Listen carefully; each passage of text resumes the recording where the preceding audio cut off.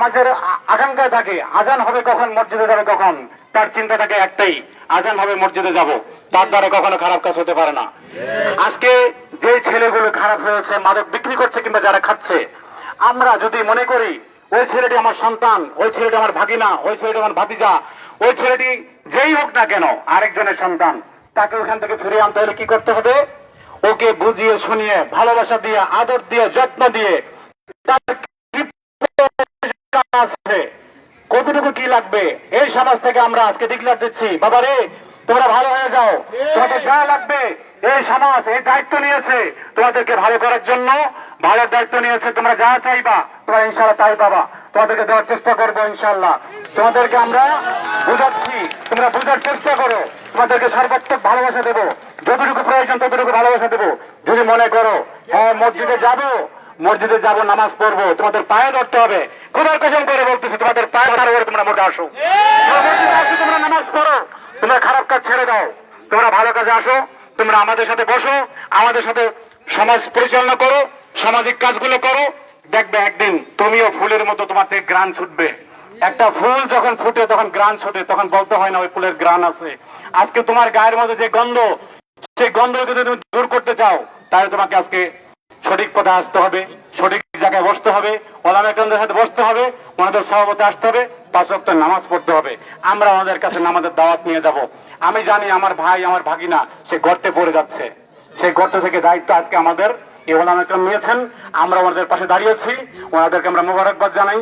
আসলে যে কথাটা রাজু ভাই বলেছেন, ওনাদেরকে আগে এরকম ভাবে আমরা পাইনি, আজকে পেয়েছি, ওনাদেরকে আমরা ব্যক্তিগতভাবে প্রত্যেকটা সমাজের পক্ষ থেকে প্রত্যেকটা ওলামা কেরাম এসেছেন, ওনাদেরকে আমরা আন্তরিকভাবে মোবারকবাদ জানাই, ধন্যবাদ জানাই। এই জানি আমার বক্তব্য সংক্ষেপে শেষ করলাম।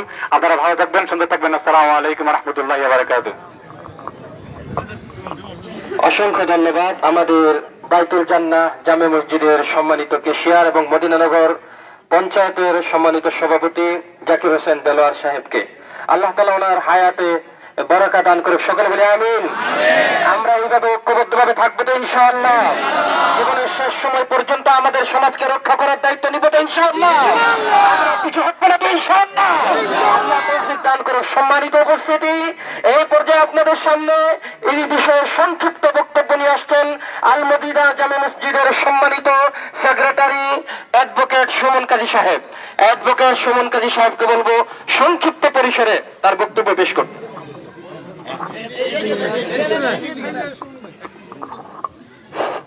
আসসালামু আলাইকুম ওয়া রাহমাতুল্লাহি ওয়া বারাকাতুহু। আজকে এখানে উপস্থিত সকল পঞ্চায়েতের কমিটির সম্মানিত সভাপতি, সেক্রেটারি এবং মসজিদের মুতাল্লি সেক্রেটারি সাথে অত্র এলাকার যত সাধারণ জনগণ আছে সবাইকে জানাই আন্তরিক শুভেচ্ছা এবং অভিনন্দন। আসলে যে বিষয়টি নিয়ে আজকে আমরা এখানে দাঁড়িয়েছি, এটি আসলে আজকে আমাদের জন্য একটি শরীরে ব্যাধির মতো হয়ে গিয়েছে। শরীরে যেমন ক্যান্সার, বাধা বাঁধলে যেমন একটা অসহ্য যন্ত্রণা, মাদক ঠিক আমাদের কাছে আজকে মাদক এবং সন্ত্রাস আমাদের সমাজে এরকম একটি ব্যাধির মতো আকার ধারণ করেছে। তো এইখানে আজকে আমরা যারা আসছি, একটু আগে আমাদের জাকির হোসেন দেলোয়ার ভাই বলে গেলেন যে আসলে আমরা তারা বুঝাবো, অবশ্যই আমরা তোমাদেরকে বুঝাবো, তোমাদের যতটুকু চাহিদা আছে তা সমাজ পূরণ করার চেষ্টা করবে।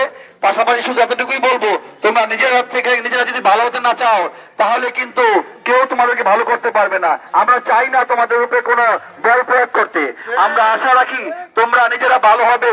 তোমাদের যদি কোনো প্রবলেম থেকে থাকে তাহলে তোমরা সমাজের পঞ্চায়েতের সভাপতিদের সাহেবদেরকে, মসজিদের কমিটির লোকদেরকে তোমরা জানাবা। তোমরা দয়া করে এর পর থেকে ফিরে আসো।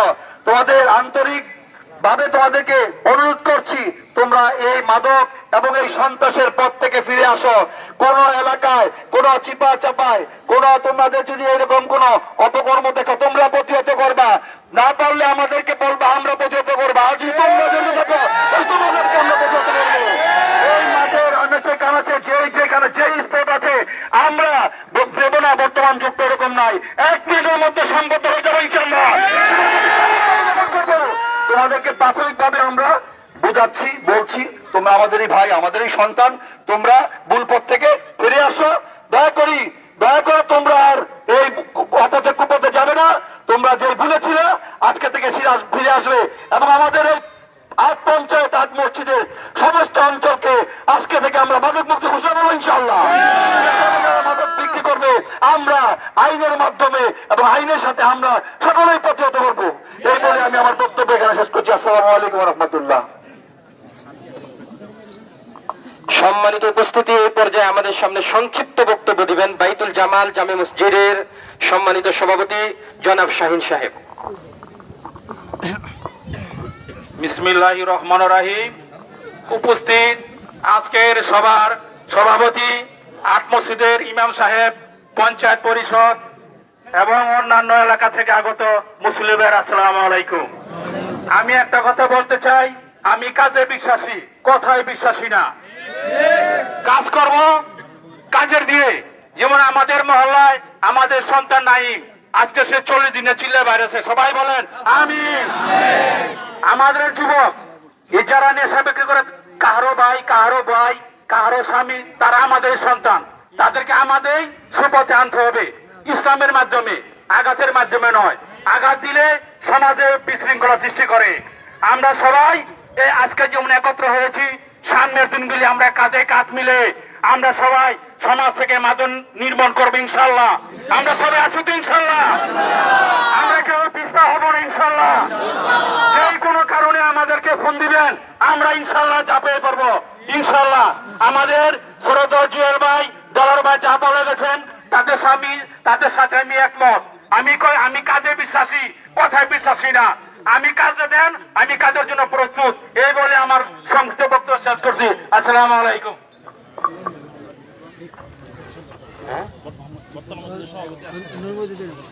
সম্মানিত উপস্থিতি, এই পর্যায়ে সংক্ষিপ্ত বক্তব্য দিবেন আমাদের আদর্শনগর পঞ্চায়েতের সম্মানিত সভাপতি আলহাজ জয়নাল আবেদিন সাহেব।